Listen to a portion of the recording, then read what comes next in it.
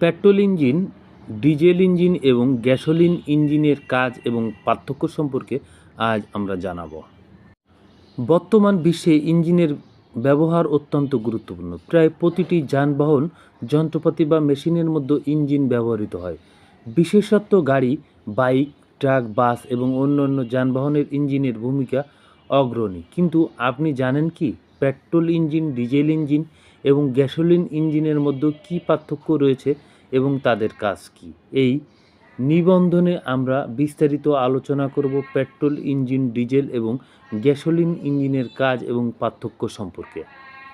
Petrol ইঞ্জিনের কাজ, যা ইঞ্জিন হিসেবে বেশিরভাগ ছোট এবং মাঝারি আকারে যানবাহনে ব্যবহৃত হয়। এটি একটি সাইকেল ভিত্তিক ইঞ্জিন, যেখানে প্রতিটি সিলিন্ডারের পেট্রো, গ্যাসোলিন এবং বাতাসের মিশ্রণ সংকুচিত হয়ে এবং একটি স্পার্ক প্লাগ দ্বারা সেটি উত্তপ্ত হয়ে জ্বলতে শুরু করে। এই জ্বালানি জ্বালানোর পর শক্তি উৎপাদন হয়, যা গাড়ি চলাচল বা অন্য যন্ত্রপাতি চালানোর জন্য ব্যবহৃত হয়। পেট্রোল ইঞ্জিনের বৈশিষ্ট্যসমূহ: স্পার্ক প্লাগ দ্বারা ইঞ্জিন শুরু হয়।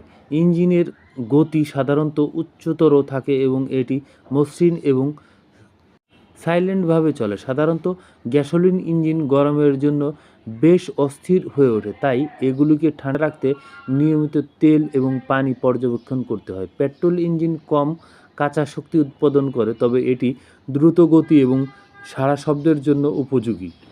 ডিজেল ইঞ্জিনের কাজ।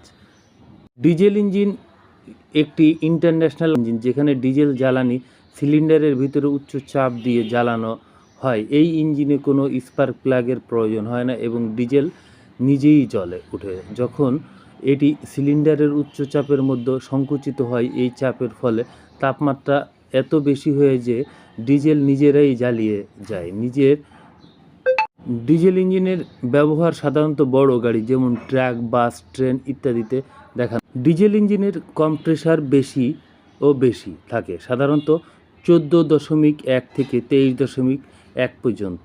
জ্বালানি ব্যবহারের দক্ষতা। ডিজেল ইঞ্জিন জ্বালানি বেশি কার্যকরীভাবে ব্যবহার করে, তাই এটি